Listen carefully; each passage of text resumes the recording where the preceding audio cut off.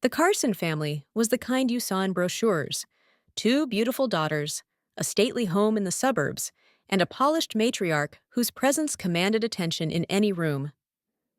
But behind the manicured hedges and portrait-perfect smiles lay an emotional imbalance that festered for decades. Sylvia Carson had two daughters, Annalise, the golden child, and Riley, the forgotten one. Annalise had always been sunshine. She was born with golden curls and a laugh that could disarm even the most cynical. She danced in recitals, excelled at school, and never disappointed. Sylvia loved her in ways that bordered on obsession. She gushed over Annalise's piano performances, bragged to friends about her modeling shoots, and even volunteered at her private school just to be near her. At family dinners, Sylvia placed Annalise at the center.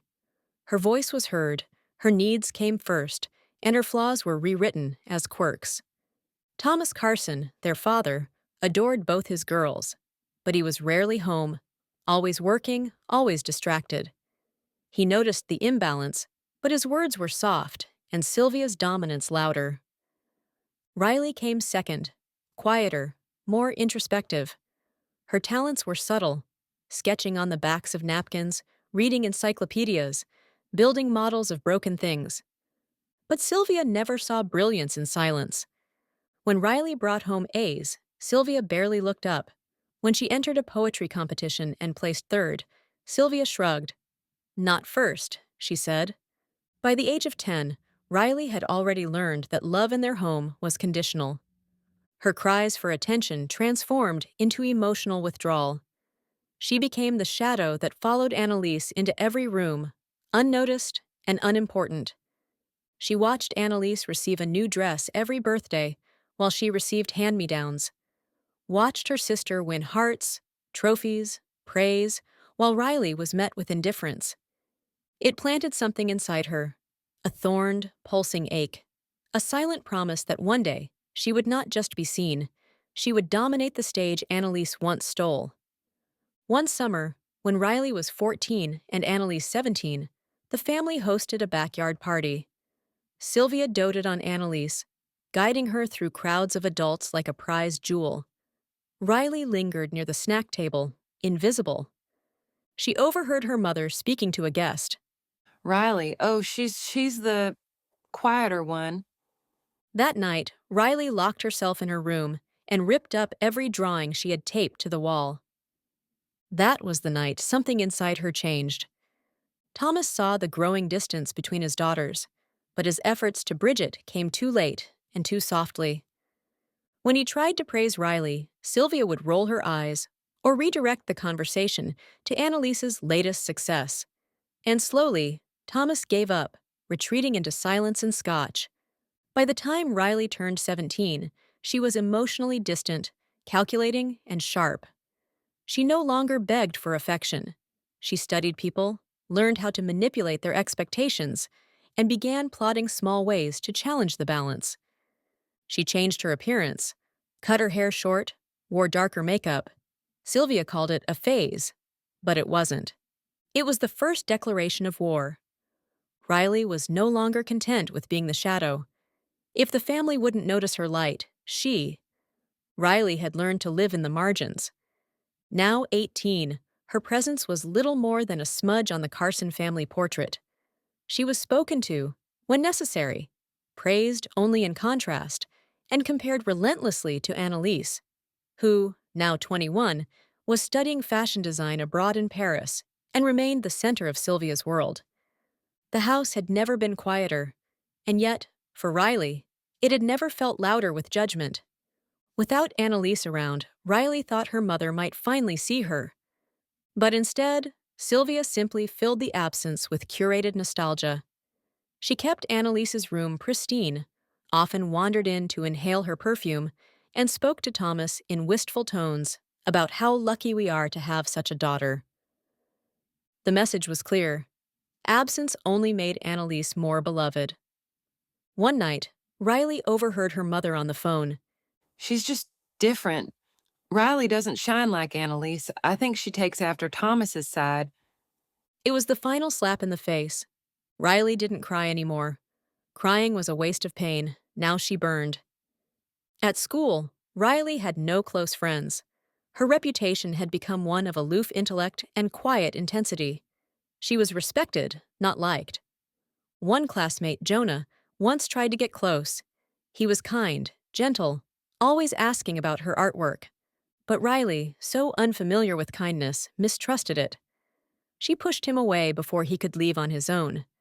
She spent her nights drawing grotesque images, perfect angels with broken wings, smiling dolls with stitched mouths. Her art teacher, Mr. Bennett, submitted one of her pieces to a regional gallery without telling her. It won second prize. Sylvia never showed up to the showcase. Instead, she texted, "I'm sure it was fine. Let me know when you win first." Riley left the trophy in the trash bin outside the school. That was when the plan began to take shape. Not a spontaneous explosion of rebellion, but a patient, coiled snake waiting for the right moment. Her revenge wouldn't be loud. It wouldn't be fire and screaming. It would be quiet, surgical, emotional. She would dismantle Annalise's world, tear it down from the inside, while looking like the obedient daughter Sylvia never bothered to see. She began collecting pieces, studying her sister's friends through social media, saving every Instagram post, every hashtag, every flirtatious comment. She even began messaging one of Annalise's old flames, pretending to be a fan of his photography. Slowly, methodically, she wormed her way into a few inner circles. She didn't need to destroy Annalise's reputation yet, just create enough fractures in her social bubble that the cracks would form naturally. At home, Riley practiced small manipulations. She left out old childhood photos where she had been cropped from the frame. She accidentally spilled wine on one of Annalise's childhood awards Sylvia kept in a glass case. She lied to her mother, once saying Annalise had failed a university exam, just to watch the flicker of disappointment flash on Sylvia's face. It was exhilarating, not because it caused chaos, but because it gave Riley power. For once, she wasn't invisible. Thomas, now more present than ever before, began to see his younger daughter through new eyes. One night, as they passed each other in the hallway, he said softly, "You're hurting, and we let it happen. I'm sorry, Riley." but Riley's walls were too high. "Too late," she said. "I stopped needing your apologies years ago." Still, his guilt was a seed, and she tucked it away for later use. One evening, a letter arrived from Paris. Handwritten, lavender-scented. It was addressed to Riley. She opened it with trembling hands. "I know things haven't been easy between us. I don't know how to fix it. But I wanted you to know that I think about you more than you think. You're stronger than anyone I know. I miss you. Love, Annalise." Riley read it 3 times. Then she ripped it into pieces and flushed it down the toilet, because forgiveness would only dilute her revenge. That night, Riley stood in Annalise's room, staring at the soft pink bedspread, the pristine vanity, the glossy photos of smiling faces. She whispered into the silence, "You've had everything. Now you'll lose it all, and they'll finally see me." By the time Riley turned 19, her transformation was complete. Gone was the timid shadow child who once watched her sister shine from the sidelines. What remained was a razor-sharp mind, a calculating will, and a hunger not just to be seen, but to destroy. Not out of malice, out of justice. For every ignored achievement, for every birthday where she received less, for every time Sylvia said, Why can't you be more like your sister? Riley didn't want to be like Annalise. She wanted to ruin her.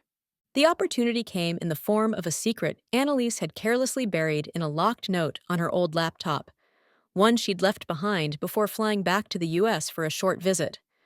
Riley, ever resourceful, knew the password. She always knew the things no one thought she paid attention to. In a folder labeled Archived was a scan of a letter from the Fashion University in Paris, a disciplinary notice. It was subtle, formal, hidden behind careful words. Violation of intellectual property ethics. Designs in question show remarkable similarity to another student's work. Annalise had plagiarized. The scandal had been quieted, of course. Her father had wired a generous donation to the school, No expulsion, no official record. But Riley had what she needed. She printed the letter, photographed it, emailed it to herself from an anonymous address. This was the weapon she would use to shatter the perfect reflection Sylvia had always worshipped. Riley began with whispers. At a charity fashion gala Sylvia proudly attended with Annalise, Riley accidentally let the letter slip from her bag, where several society wives could find it. The letter was unsigned, untraceable, but it spread like rot. That night, Sylvia returned from the event furious. You embarrassed your sister, she snapped. Riley stared back, innocent. I don't know how that letter got there. Maybe it's real. Sylvia slapped her for the first time in 10 years. And Riley smiled, lips bloody, teeth bared. It had begun. Riley's next play was more delicate. She pulled Thomas aside one quiet morning, while Sylvia was out. You should know what your favorite child's really capable of, she said, sliding the printed letter across the table. Thomas read it 3 times. His hands trembled. Is this true? Riley shrugged. Ask her. When he did, Annalise cried, claimed it was a misunderstanding, that the other student had stolen from her and that she had only submitted what was rightfully hers. Thomas wasn't sure what to believe. His trust cracked. It was enough. Riley created a private Instagram account, han.na lies. She filled it with evidence, posts cross-referencing Annalise's designs with obscure collections from indie artists. Nothing outright illegal, but enough to stir controversy. The account grew followers, gained traction. Comments rolled in. Wasn't this featured by someone else? This looks stolen. Wow, I thought she was original. Within a month, Annalise's growing career in the design world started to slip. Invitations to events dried up. Sponsors pulled back. Her confidence fractured. Sylvia began to unravel. Her picture-perfect daughter was being questioned. Her pride and joy were tainted. She grilled Annalise, dug through her belongings, demanded explanations. I've protected you, Sylvia said. I've sacrificed for your success. I didn't ask you to, Annalise snapped. Their first screaming match echoed through the house. Riley listened from her room, eyes closed, finally feeling powerful. Thomas approached Riley weeks later. She's not the only one who's hurt, you know. You've been hurt too. But this isn't the way. Isn't it? She whispered. Maybe it's the only way someone like me gets seen. He couldn't deny the truth in her voice. But guilt and love are strange bedfellows. He hugged her, awkward and unsure. You're better than this. But Riley wasn't sure she wanted to be better. She wanted to win. At the height of the storm, Riley found an anonymous blogger who covered fashion scandals. She sent them everything: the letter, the account, the screenshots. The blogger ran with the story. Golden girl with stolen threads? It hit the headlines in a ripple. Sylvia fainted at the salon when she saw the news. Annalise locked herself in her room for 3 days. She deleted her social accounts, pulled out of her fashion internship, and Riley watched the world bend to her touch. But victory has a cost, and in the quiet of her triumph, Riley began to wonder, what happens when there's nothing left to burn? By the time the fashion exposes faded from the news cycle, Annalise wasn't just shaken, she was shattered. Her email inbox was a graveyard of lost opportunities. Her brand, once radiant, now whispered scandal. And her mother, her once devoted champion, had turned cold. You embarrassed this family, Sylvia snapped one evening, slamming her wine glass down. Everything I built you dragged through the mud. Annalise, still in her robe, eyes red from sleepless nights, whispered, I didn't do what they said. But even she didn't sound convinced anymore. And Riley? Riley was thriving in silence. It started with Annalise skipping meals, then locking herself in her room, then the wine bottles hidden behind the wardrobe. Riley noticed it all. One night, she stood outside her sister's door, hearing soft sobs. For a moment, just a moment, she hesitated. Was this too far? But then she remembered 13-year-old Riley, who won a school writing contest and was told, Annalise just got accepted into youth ballet. That's real talent. The hesitation vanished. Let her weep. Let her know what it's like to drown and no one hears you. But Sylvia's guilt started to surface, crackling through her otherwise icy composure. Maybe we pushed her too hard, she murmured to Thomas late one night. He didn't respond. He was spending more time at the office, less at home. The tension suffocated them all. Sylvia began to eye Riley differently, not kindly, but cautiously, suspiciously, as if sensing, somewhere deep down, that Riley's hands were not clean. But she had no proof, just a growing fear that maybe she'd created this divide, bred this darkness in the heart of her overlooked daughter. Then came the twist no one saw coming. Riley had been meeting someone, quietly, secretly, a fellow student from university. Her name was Camille, a fire-haired, fierce-hearted design major, and she was brilliant. More than that, she believed in Riley. You've got talent. Raw. Untamed.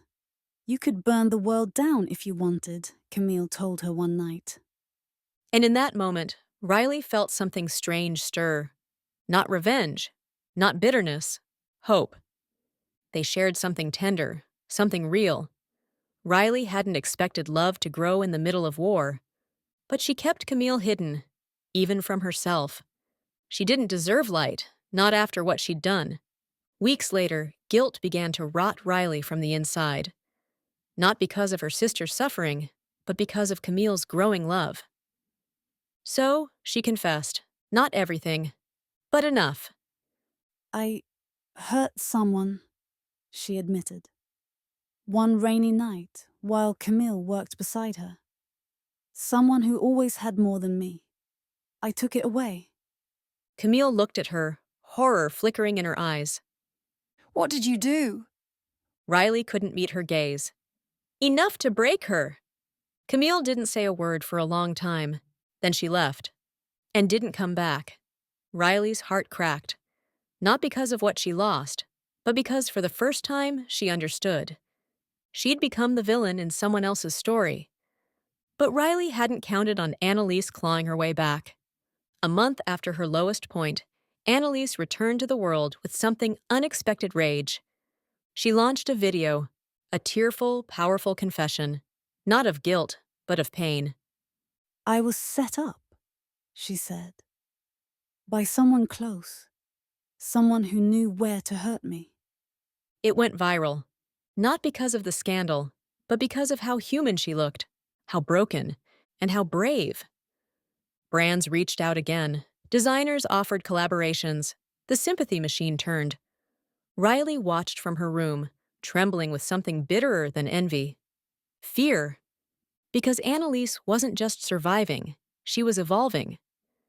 That same week, Thomas finally confronted Sylvia. You built them to hate each other, he said, voice flat. Sylvia, stunned, replied, I did what any mother would. No, he said. You did what a controlling mother would. Then he left, just packed a bag, kissed Riley on the forehead, and drove off. And for the first time, Sylvia Carson stood in her immaculate house, alone, confused, and utterly abandoned. She looked at Riley and whispered, What have you done? But it was too late. A week later, Riley moved out. Annalise moved back in. They passed each other in the hallway. Neither spoke. But Annalise paused at Riley's door and said without turning back, I know it was you. Riley didn't deny it. Instead, she whispered, You broke me first. Annalise shook her head. No, she did. We were just the weapons. And then she walked away. The Carson house had never been so quiet. Sylvia still wore her pearls and perfect smile, but no one looked anymore. Her husband had vanished into a rented downtown apartment. Her youngest daughter stopped answering calls. Her eldest only stayed because her reputation demanded a temporary return to innocence. The walls, once adorned with family portraits, now looked down at Sylvia like judges. Each photo was a reminder of what she built and what she broke. Annalise had been busy. With public sympathy behind her, she launched Phoenix and Pearl, a new fashion initiative dedicated to supporting young female designers who lacked support at home. The media loved the redemption arc. They didn't know it was vengeance disguised as healing. Every time a news article praised her courage, Annalise felt Riley burn. And yet, she couldn't shake Camille's words, the ones she'd overheard once when Riley had left her phone on the speaker. You're not broken, Riley. You're just starving for love. There's a difference. Annalise hated how those words echoed in her. Meanwhile, Riley wandered through days like a ghost. She lived in a cramped studio apartment, the kind that made silence scream. She missed Camille. She missed her father. She even missed the sibling rivalry that once gave her purpose. Now, she had nothing. She tried to start over, took a job at a secondhand bookstore, wrote short stories late at night. But the fire was gone. What had her revenge brought her? A hollow victory, an empty throne. Weeks later, a handwritten envelope arrived, from Annalise. Riley stared at it for a long time before opening it. Inside was a simple card. I'm speaking at the Phoenix and Pearl opening gala. I want you to come. No threats, no venom, just an invitation. Riley showed up in black, always the shadow. Annalise was in ivory, always the light. Backstage before the event, they stood alone for the first time in months. You invited me to gloat? Riley asked. Annalise didn't smile. I invited you to see. See what? What we could have been. Silence. Then Annalise held out a folder. Inside were designs, Riley's designs, cleaned, refined, branded under both their names. I never submitted them to ruin you, Riley whispered. I know, Annalise said. You submitted them to prove you were better. You are. More silence. Then Riley asked, voice trembling, Why help me? Annalise met her eyes. Because Camille was right. We were starved, and the one who should have fed us taught us to bite each other instead. Sylvia showed up uninvited to the gala. She stormed the backstage, eyes wild. You two think you can just, what, rewrite history? Annalise didn't flinch. Riley did, but it was Annalise who answered. No, Mother, we're writing a new one. Sylvia's face cracked. Finally, visibly, her composure splintered like glass. You owe me everything you are because of me. Riley stepped forward, voice low and sharp. No, everything we suffered was because of you.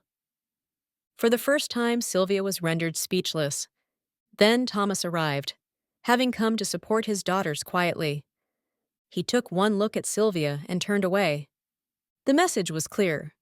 The era of Sylvia Carson was over. Riley stepped on stage beside Annalise that night. Two blonde sisters, one reborn from fire, the other crawling from ash. They were not friends. They were not enemies. They were survivors of the same war, finally realizing that the enemy had never truly been each other. The crowd stood in ovation as the spotlight bathed them both. Behind the curtain, Sylvia sat alone, in the shadows where she had once pushed Riley to live. But this time, the darkness wasn't Riley's burden. It was hers. It had been a quiet year for the Carson family. Or what was left of it. The media had moved on.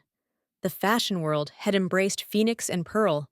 Riley's short story collection, The Favorite's Shadow, became an underground bestseller. Annalise was on the cover of Elle. Riley gave a TED Talk. But none of it made headlines the way one invitation did. You are cordially invited to the Carson Foundation's inaugural dinner, celebrating forgiveness, healing, and second chances. And at the bottom, in Riley's handwriting, in honor of the mother who taught us what not to become. After her collapse, Sylvia disappeared from society. No spa retreat, no rehab, no PR redemption arc. She simply vanished.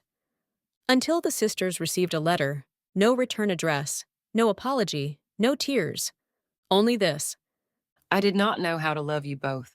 I thought shaping daughters meant choosing favorites. I was wrong. You have grown beyond me, and I hope one day you forgive me. Not for my sake, but for yours. Riley had laughed bitterly. Annalise hadn't said a word. They burned the letter in the fireplace of the old house. Together, they held the Carson Foundation dinner at the family estate. not to celebrate the house, but to reclaim it. 100 guests arrived, mentors, donors, students, reporters. Camille returned, walking beside Riley, no longer a secret. Thomas gave a quiet toast, his voice cracked with age and guilt. I failed to protect both my daughters from a war I should have ended before it began. But tonight, you proved to me that love still survives, even in ruin.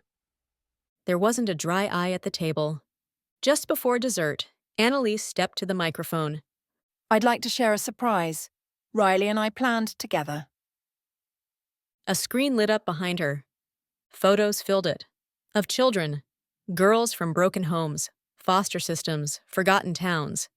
Each one with a caption, sponsored by the Carson Sisters Fund. Gasps filled the room. Annalise continued. We realized that every time we fought for our mother's attention, there was a deeper hunger at play. We wanted to matter. Riley stepped beside her.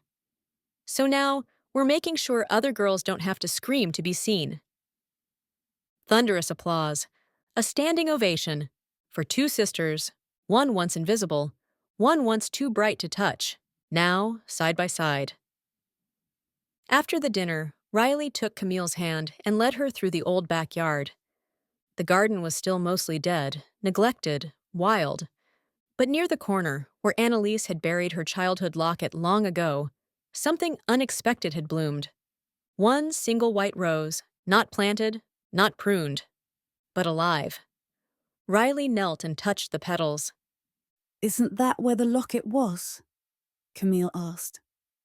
Riley nodded. I think, she whispered, this house is trying to forgive itself. Later, Annalise and Riley sat on the front porch, where Sylvia once ruled from her throne of iced tea and judgment. Now, it was theirs. We'll never be normal, you know, Riley said, sipping wine. Annalise laughed softly. Who the hell wants that? Riley's voice softened. I still dream about the fights, the looks, the silence. I still hear her in my head sometimes, Annalise confessed. But her voice is fading. Riley looked over at her sister. I hated you. I hated your back. They both smiled. But I missed you more, Annalise said. They clinked their glasses. A soft breeze blew through the dying garden, but from it, new life stirred.